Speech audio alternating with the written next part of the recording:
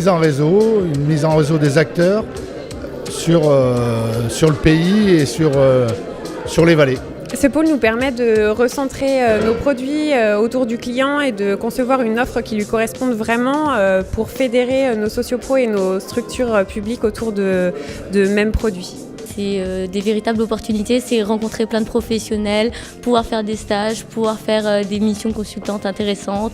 Alors il nous apporte des possibilités de collaboration entre les offices du tourisme et le milieu académique, puisque c'est des éléments qui s'articulent de manière un petit peu compliquée par moment. Et le projet Transfrontaux nous apporte ces éléments-là. Ça permet de mettre en relation les professionnels, notamment grâce aux outils et supports numériques. Un terrain de jeu scientifique et puis en retour la possibilité de mettre nos compétences à contribution pour éclairer un peu cette question des comportements des touristes sur le territoire.